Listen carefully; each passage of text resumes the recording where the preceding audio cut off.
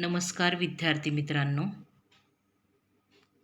आज आपण विषय भूगोल पाठ दुसरा सूर्यचंद्र व पृथ्वी या पाठाचा अभ्यास करणार आहोत. प्रस्तावना: पृथ्वी स्वतःभोवती फिरते त्यास परिवलन असे म्हणतात. पृथ्वी स्वतःभोवती फिरताना पश्चिमेकडून पूर्वेकडे फिरते.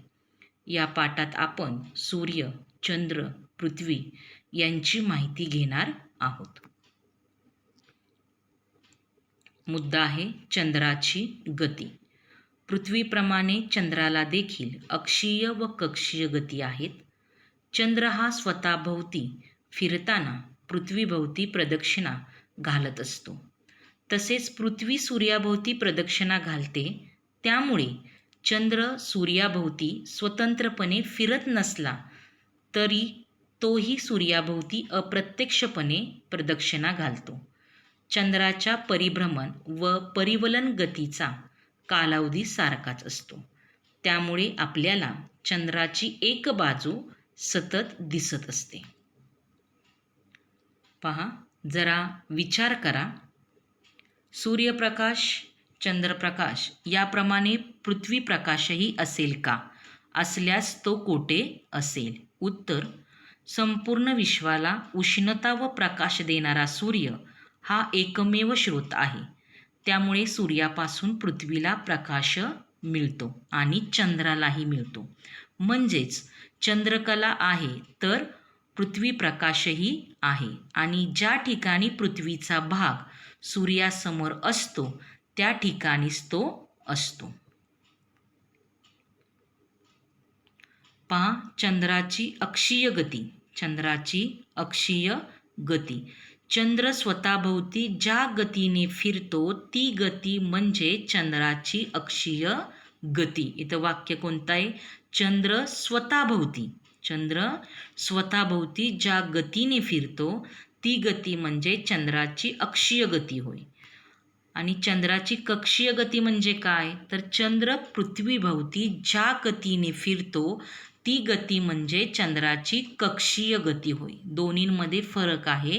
अक्षीय गतीमध्ये चंद्र स्वतःभोवती फिरतो आणि कक्षीय गतीमध्ये चंद्र पृथ्वीभोवती फिरतो. पहा, करून पहा. हा प्रयोग आहे. 3 विद्यार्थी निवडा. त्यांना सूर्य, पृथ्वी व चंद्र अशा भूमिका द्या. सूर्याला मध्यभागी उभे करा. सूर्याभोवती लंबवर्तुळाकार कक्षा आखून घ्या. पृथ्वी बनलेला विद्यार्थी स्वतःभोवती पश्चिमेकडून पूर्वेकडे फिरत फिरत सूर्य बनलेल्या विद्यार्थ्याभोवती आखलेल्या कक्षेवर फिरेल. सूर्याभोवती फिरताना घड्याळाच्या काट्याच्या विरुद्ध दिशेने फिरावे. सूर्याभोवती फिरताना काट्याच्या घड्याळाच्या विरुद्ध दिशेने फिरावे.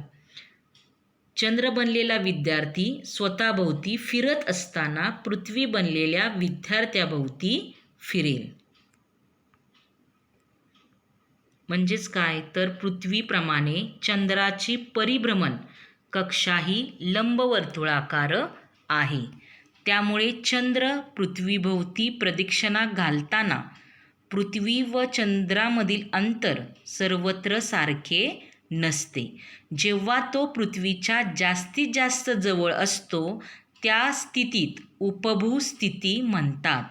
जेव्हा म्हणजे चंद्र जेव्हा पृथ्वीच्या जास्तीत जास्त जवळ असतो त्या स्थितीत उपभू स्थिती म्हणतात.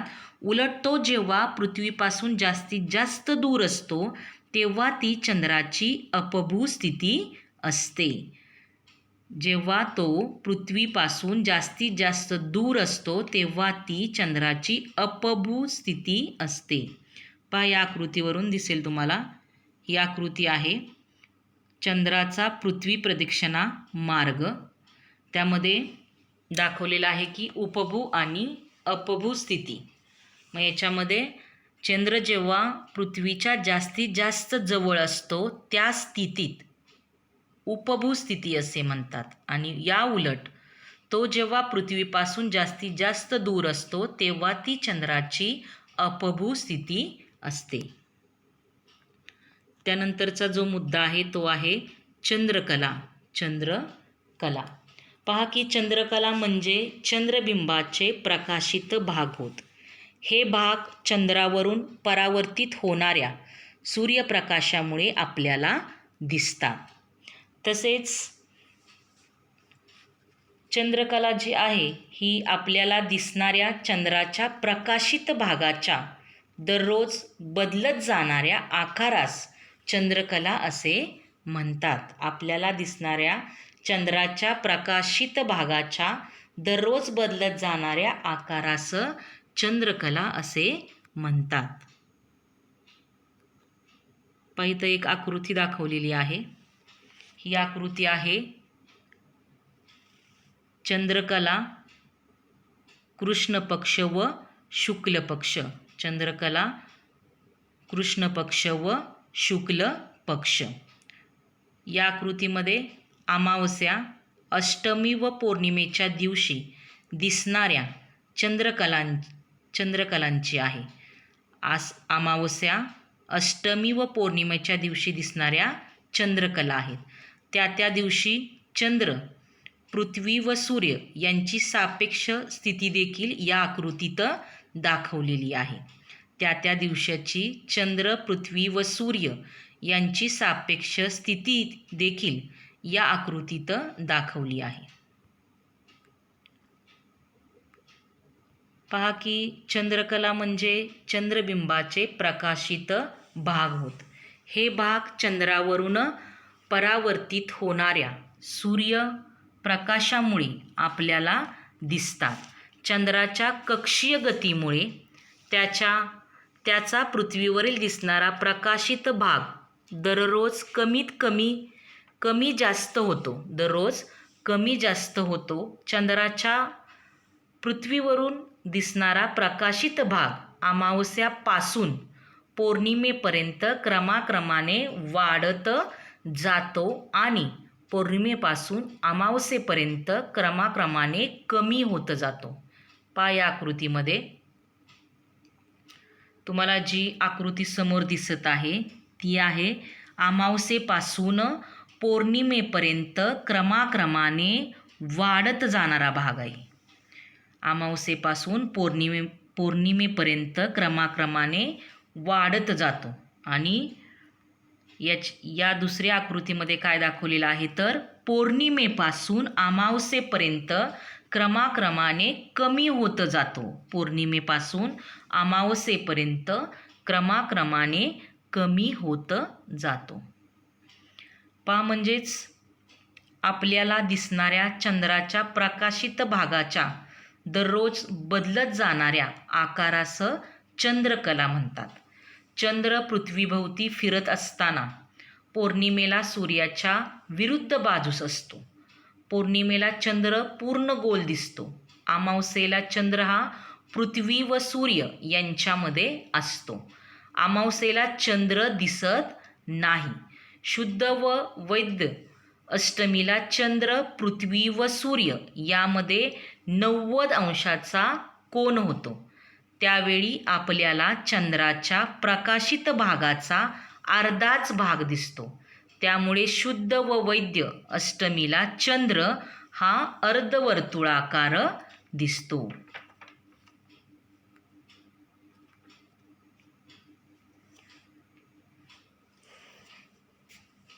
पहा ही आकृती जी दिलेली आहे पृथ्वी, चंद्र, सूर्य आणि कोन याची ही आकृती आहे. आकृती पहा पाठ्यपुस्तकाच्या पान नंबर 4 वरती ही आकृती आहे. कोणती आहे? पृथ्वी, चंद्र, सूर्य यांचा कोन. याच्यामध्ये काय दिलेलं आहे तर पहा पृथ्वी, चंद्र, सूर्य आणि कोन.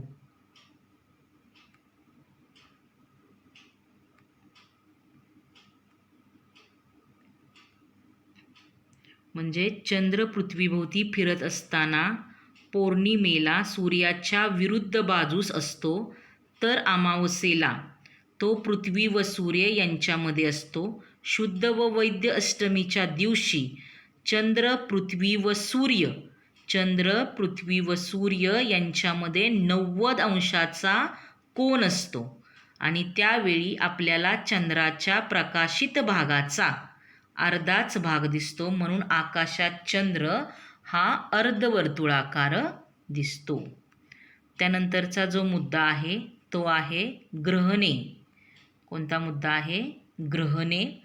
पहा, पृथ्वीची परिभ्रमण कक्षा व चंद्राची परिभ्रमण कक्षा नेहमी एकाच पातळीत नसतात. पृथ्वीची परिभ्रमण कक्षा व चंद्राची परिभ्रमण कक्षा नेहमी एकाच पातळीत नसतात.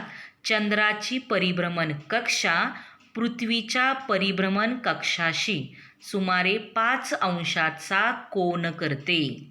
वाक्य महत्त्वाचं आहे हे.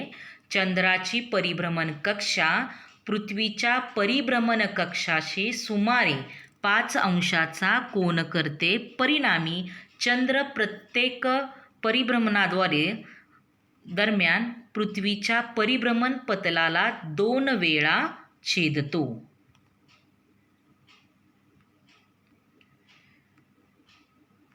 तसेच प्रत्येक अमावस्येला सूर्य, चंद्र, पृथ्वी यांना जोडणाऱ्या रेषेत 0 अंशाचा कोन असतो, तर पौर्णिमेला तो 180 अंशाचा असतो. पहा, प्रत्येक अमावस्येला सूर्य, चंद्र आणि पृथ्वी यांना जोडणाऱ्या रेषेत 0 अंशाचा कोन असतो, तर पौर्णिमेला तो 180 अंशाचा असतो. असे असले तरीही प्रत्येक अमावस्या किंवा पौर्णिमेला सूर्य, चंद्र, पृथ्वी एका पातळीत व एका सरळ रेषेत येत नाहीत. म्हणूनच प्रत्येक अमावस्या व पौर्णिमेस ग्रहणे होत नाहीत. हे वाक्य महत्त्वाचं आहे की प्रत्येक अमावस्या किंवा पौर्णिमेला सूर्य, चंद्र, पृथ्वी एका पातळीत व एका सरळ रेषेत येत नाहीत.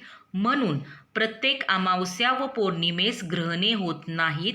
काही पौर्णिमा व अमावस्यांना सूर्य, पृथ्वी व चंद्र एका सरळ रेषेत व एकाच पातळीत येतात. अशा वेळी ग्रहणे होतात. ग्रहणे केव्हा होतात पहा, आणि ग्रहणे केव्हा होत नाहीत. ग्रहणे सूर्य व चंद्राच्या संदर्भामध्ये घडत असतात. पहा, इथंच तुम्हाला समोर आकृती दिसत आहे. प्रदक्षिणा मार्गातील फरक काय आहे तर चंद्राची परिभ्रमण कक्षा पृथ्वीच्या परिभ्रमण कक्षेशी सुमारे किती अंशाचा कोन करते तर 5 अंशाचा कोन करते. 5 अंशाचा कोन करते. पाहता, हा जो प्रश्न आहे तुम्हाला काय आहे, जरा विचार करा.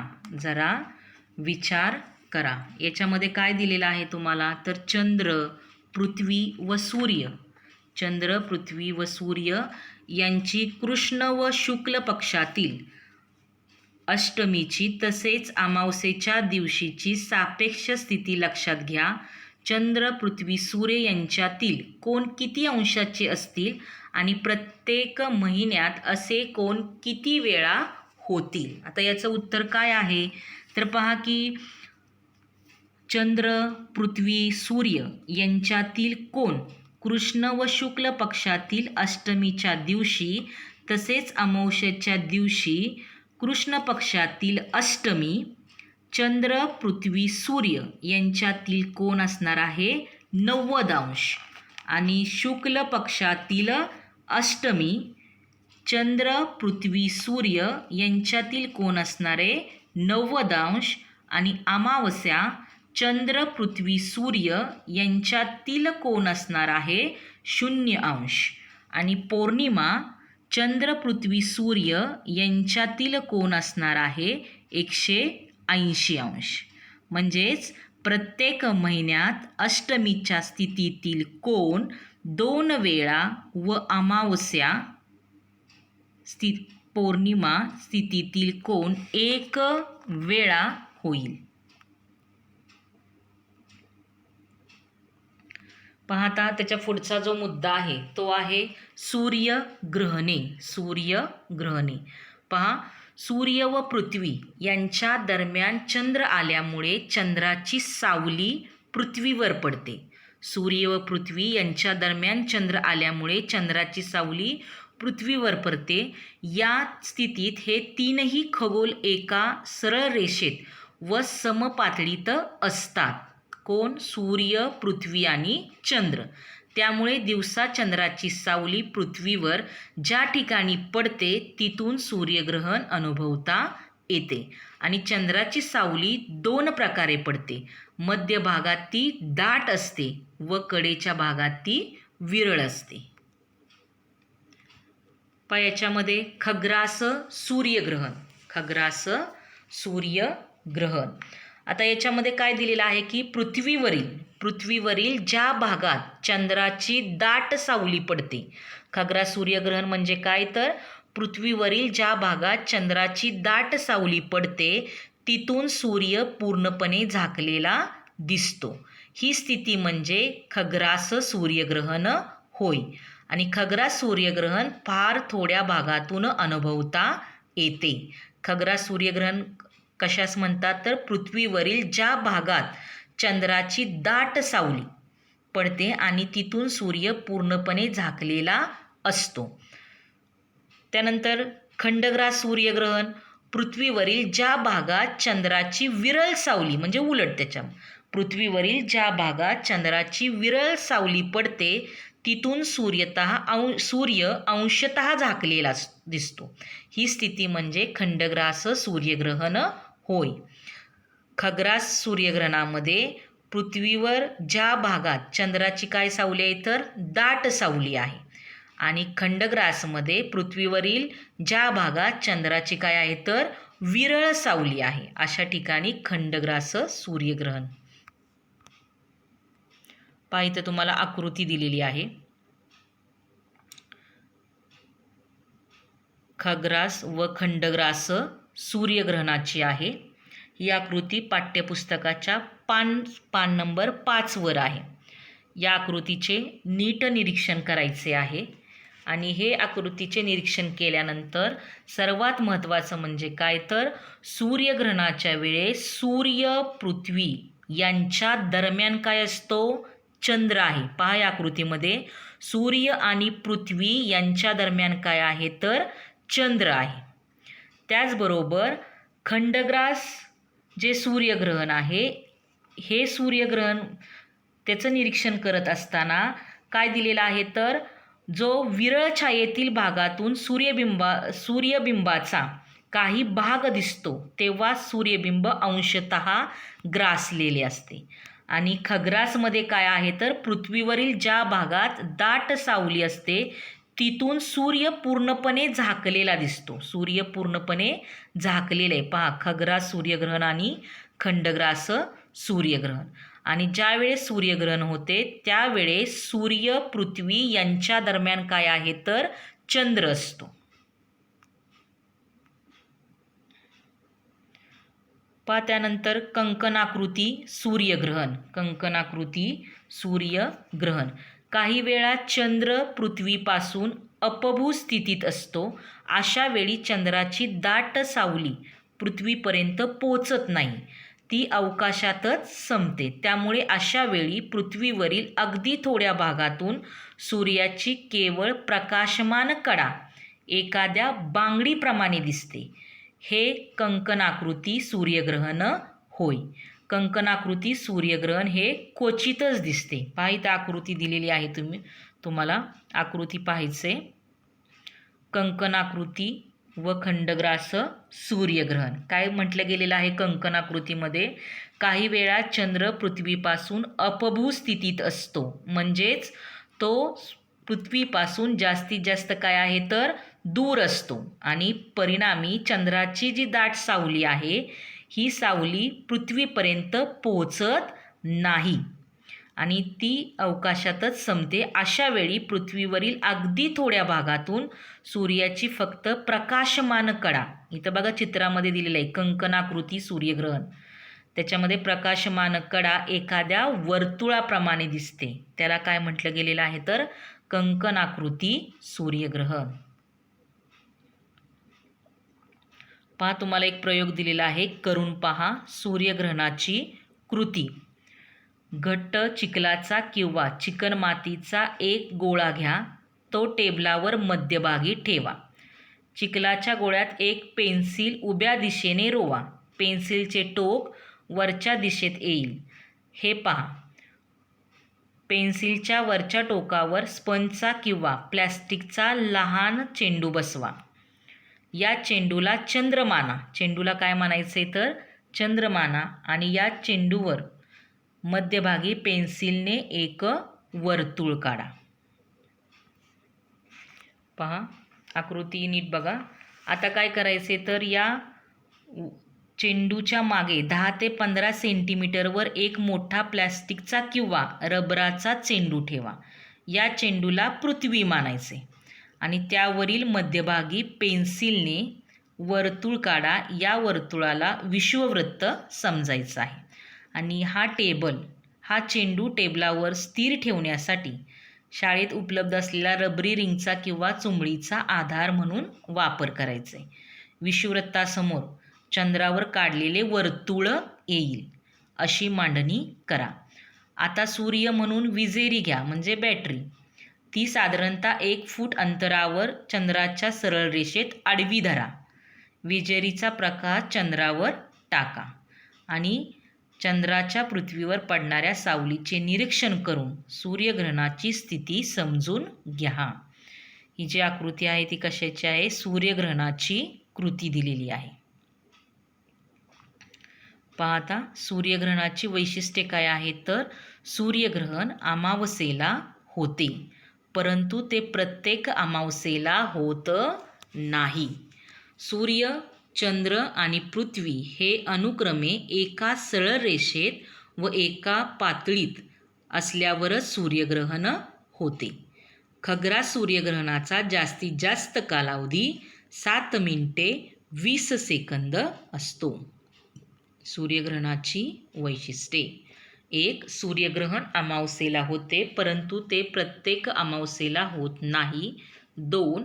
सूर्य, चंद्र आणि पृथ्वी हे अनुक्रमे एका सरळ रेषेत व एका पातळीत आल्यावरच सूर्यग्रहण होते. 3. खग्रास सूर्यग्रहणाचा जास्तीत जास्त कालावधी 7 मिनिटे 20 सेकंद असतो. त्यानंतरचा जो मुद्दा आहे चंद्रग्रहण. चंद्रग्रहण चंद्र व सूर्य यांच्या दरम्यान पृथ्वी एकाच पातळीवर आल्यास चंद्रग्रहण घडते. चंद्र व सूर्य यांच्या दरम्यान काय आहे? पृथ्वी आहे.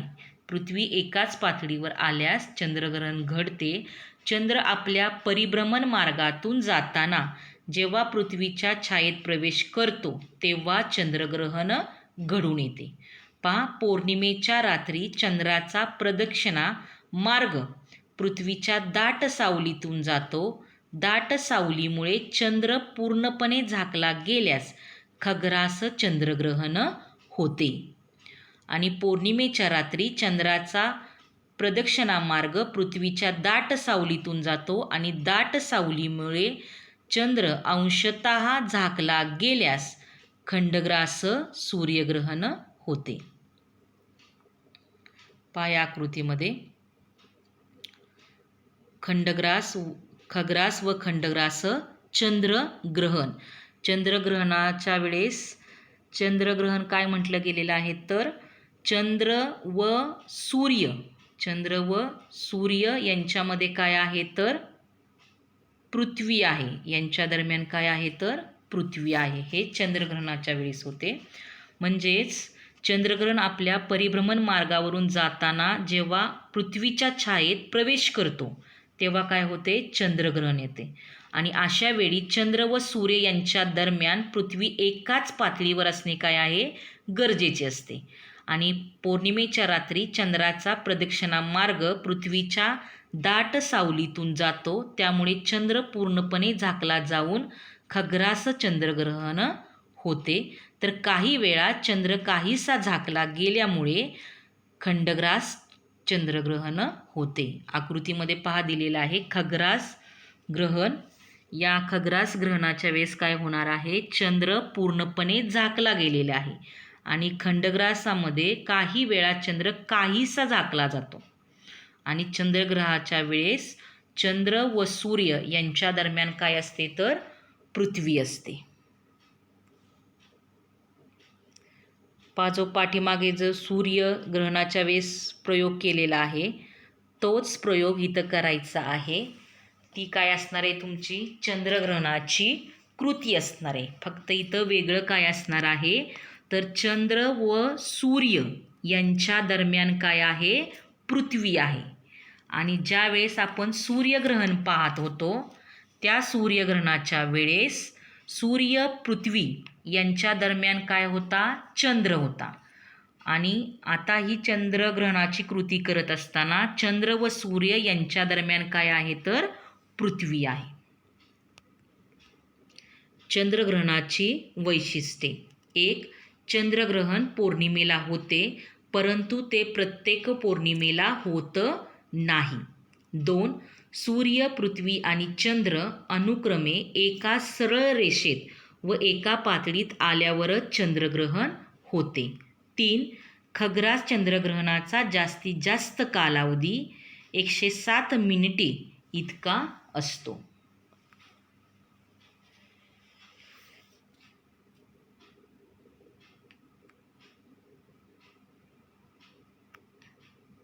ग्रहण एक खगोलीय घटना. ग्रहण एक खगोलीय घटना.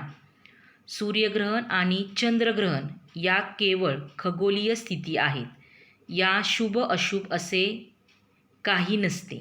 सूर्य पृथ्वी आणि चंद्र यांच्या विशिष्ट स्थितीत येण्याचा हा केवळ खगोलीय काय आहे तर परिणाम आहे. आणि या अवकाशीय घटना नेहमीच घडत नसल्याने त्याबद्दल लोकांच्या मनात साहजिकच कुतूहल असते. ग्रहण एक खगोलीय घटना आहे. सूर्यग्रहण आणि चंद्रग्रहण या केवळ खगोलीय स्थिती आहेत. या शुभ अशुभ असे काही नसते. तसेच सूर्य पृथ्वी आणि चंद्र यांच्या विशिष्ट स्थितीत येण्याचा हा केवळ खगोलीय परिणाम आहे. या अवकाशीय घटना नेहमीच घडत नसल्याने त्याबद्दल लोकांच्या मनात साहजिकच कुतूहल असते.